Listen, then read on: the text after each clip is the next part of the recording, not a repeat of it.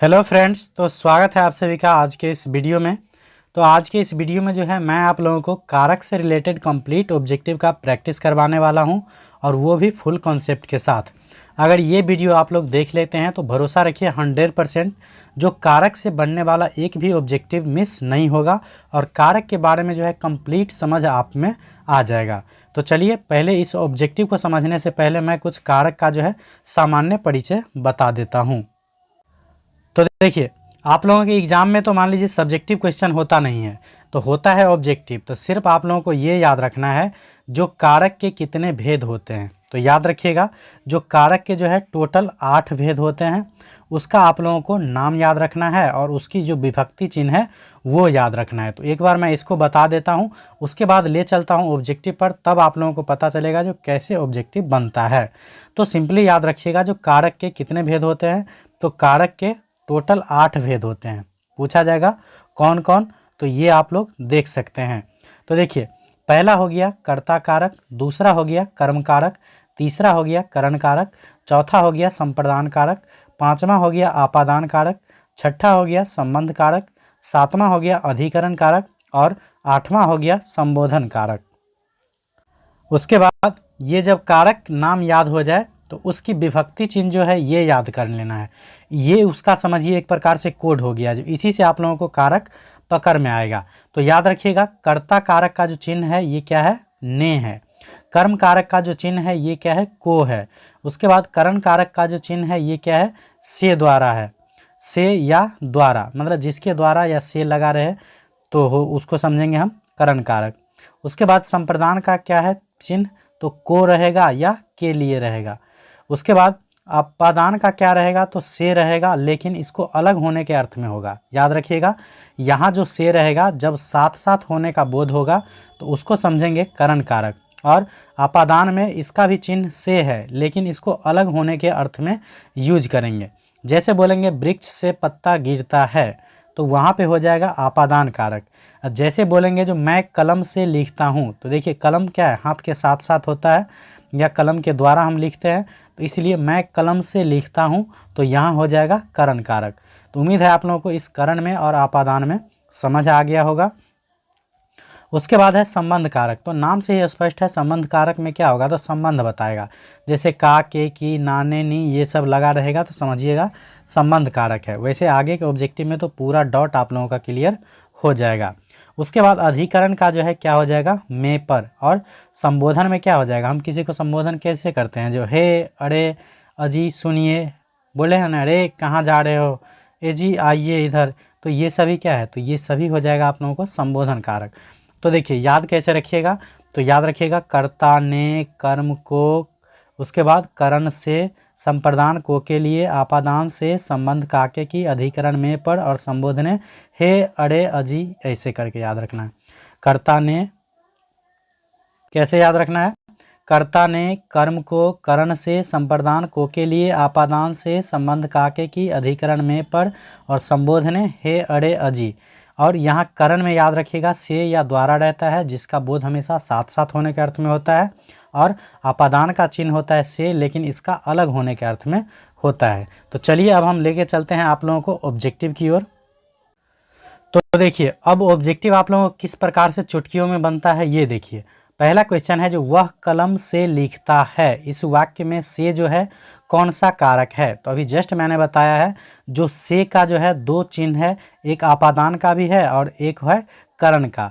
लेकिन से का अर्थ जब साथ या द्वारा होता है तब हम समझेंगे करण कारक, और से का प्रयोग जब हम अलग होने के अर्थ में करेंगे तब आपादान कारक। तो कलम से लिखते हैं या कलम के द्वारा लिखते हैं, तो इसलिए इसमें हो जाएगा करण कारक। तो ऑप्शन नंबर बी इसका करेक्ट आंसर हो जाएगा। उसके बाद दूसरा क्वेश्चन है जो जिसके लिए काम किया जाए उसे कौन सा कारक कहते हैं। तो जिसके लिए काम किया जाए, तो अभी मतलब पहचान में मैंने बताया है जो संप्रदान को या के लिए, तो जिसके लिए करते हैं तो संप्रदान को के लिए, तो यहाँ हो जाएगा संप्रदान कारक। तो ऑप्शन नंबर डी इसका करेक्ट आंसर हो जाएगा।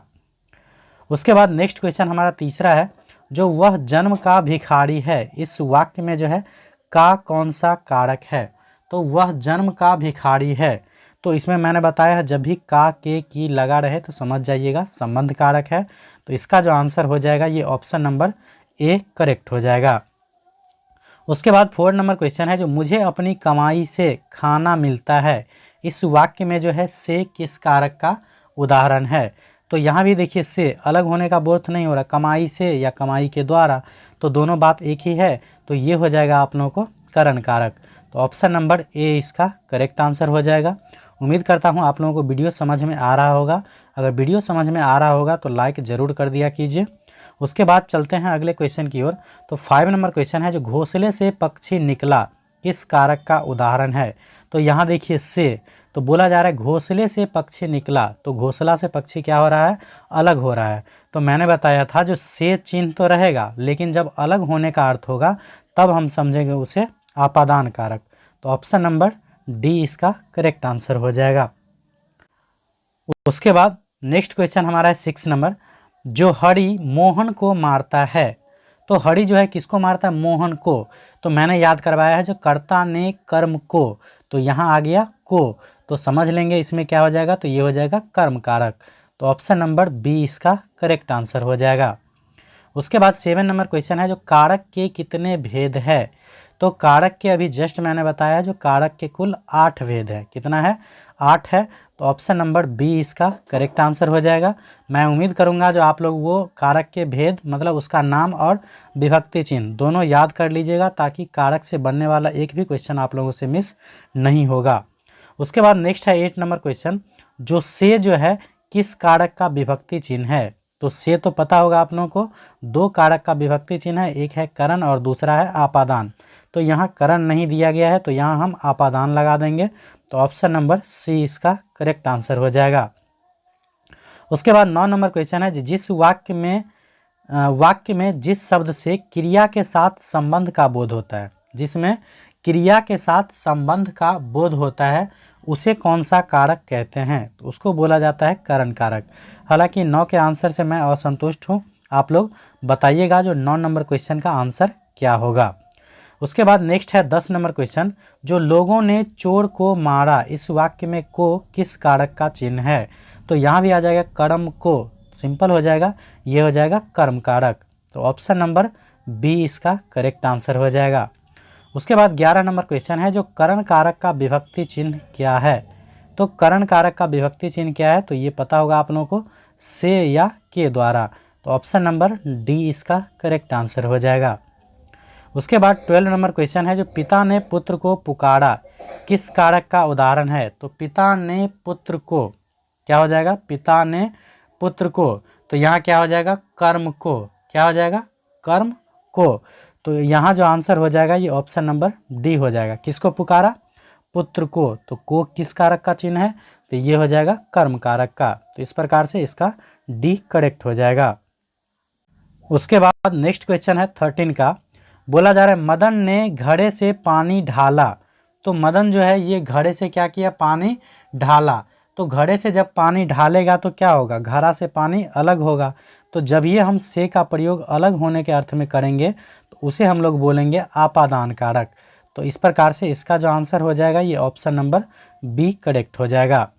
उसके बाद 14 का है जो डाल पर चिड़िया गाती है, किस कारक का उदाहरण है। तो पढ़ अभी मैंने बताया है जो अधिकरण में या पढ़ रहेगा। तो में या पढ़ किसका चिन्ह है, अधिकरण का।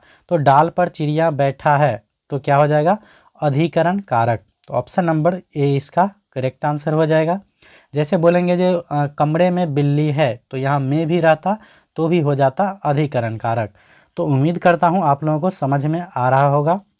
उसके बाद नेक्स्ट क्वेश्चन है 15 का, जो संज्ञा या सर्वनाम के जिस रूप से वाक्य के अन्य शब्दों के साथ उनका संबंध सूचित होता है उसे क्या कहते हैं। तो परिभाषा एक याद रख लीजिएगा, जो संज्ञा या सर्वनाम के जिस रूप से वाक्य के अन्य शब्दों के साथ उसका संबंध सूचित होता है उसे हम लोग बोलते हैं कारक। तो ऑप्शन नंबर बी इसका करेक्ट आंसर हो जाएगा। उसके बाद चलते हैं नेक्स्ट क्वेश्चन की ओर। तो नेक्स्ट क्वेश्चन हमारा है 16 का, जो आपादान कारक का उदाहरण निम्नलिखित में से कौन है।